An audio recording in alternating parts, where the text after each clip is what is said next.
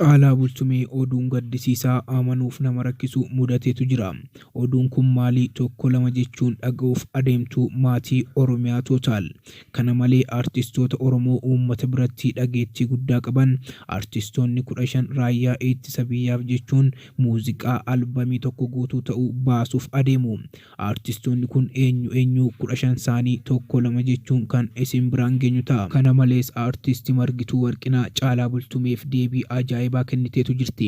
Ishee malees artistii Caalaa Daggafaa bifa walalootiin ergaa guddaa kan qabu Caalaa Bultumeef ergeetu jira tokko lama jechuun kana kan isin dhageessinu ta'a. Maatii Oromiyaa Tootaal hanga xumuraatti nu hordofaa, viidiyoo kana laayik taasisaa. Akkasuma kan haaraa taatan chaanaalii kana Oromiyaa Tootaal sabskiraayib taasifachuu hin dagatinaa.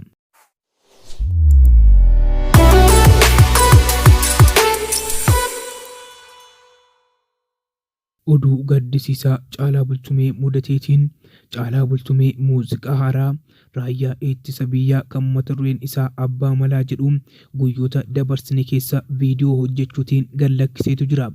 Deebiin isaaf kennamaa jiran garuu kan nama qaanessanii fi hedduu kan nama gaddisiisudha.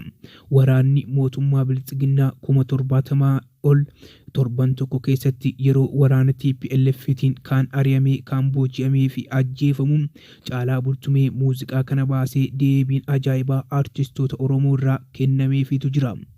Artistiin jalqabaa kan deebii ajaa'ibaa kenniteef artistii Margituu Warqinaati.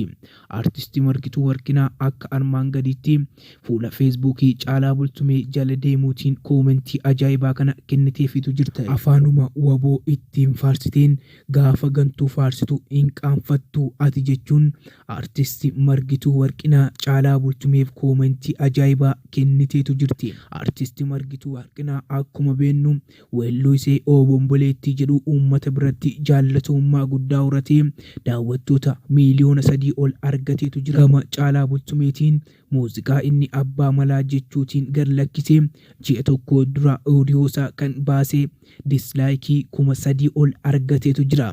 Gama biraan immoo kan artistii Margituu Warqinaa viyuu miiliyoona 3 ol argachuutiin waan ajaa'ibaa ta'etu jira. Kana malee artistii Caalaa Daggafaa fuula feesbuukii isaa Caalaa Daggafaa warra galaan jedhu irratti bifa cigootiin deebii ajaa'ibaa Caalaa Bultumeef deebiseetu jira.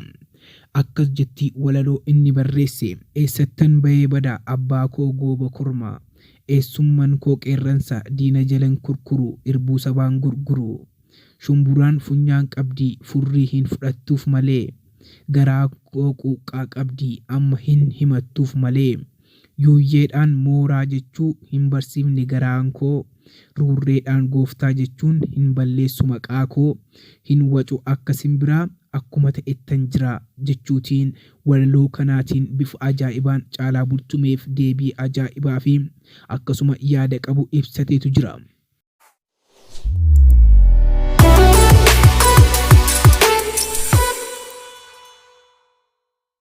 Artistoonni Oromoo uummata Oromoo biratti dhageettii fi jaallatamummaa guddaa horatan 15 raayyaa ittisa biyyaaf weelluu akka baasuuf jiran bira gaameetu jira. Albamni isaanii mata dureen isaa Abbaa Malaa kan jedhuu fi qeenxeen sirba kanaas kan weellifame artistii Caalaa Bultumeetiinidha. Artistoota 15 kana akka armaan gadiitti kan isiniif dhiyeessinu ta'a. Jalqaba irratti kan argamu artistii Caalaa Bultumee yeroo ta'u, innis sirba qeenxee Abbaa Malaa jedhu qabatee dhiyaateetu jira.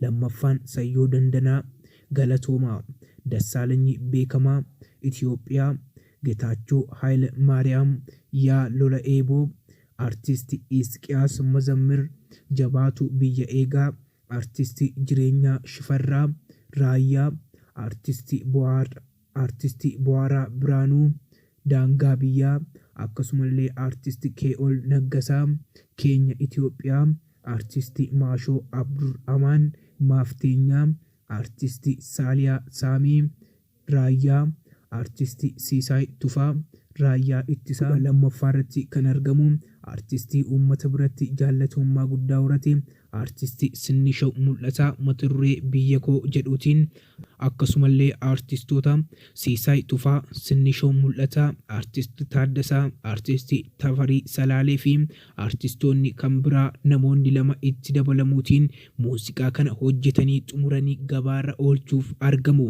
Haa ta'u malee wanti gaddisiisaa hunda isaanii mudachuutti argama. Gama yuutuubiitti yeroo viidiyoo kana fedhan dislaayikii fi viyuu hanga malee gad bu'aatee argachaa jiru. Artistoota kanneen keessaa uummata biratti dhageettii guddaa kan qabaachaa turan kanneen akka Caalaa Bultumee, Saaliyaa Saamii, Sinishaw Mul'ataa, akkasumallee artistii Jireenyaa Shifarraaw Isqiyaas Mazammirii fi artistii Tafarii Salaalee kan keessatti caqasamanidha.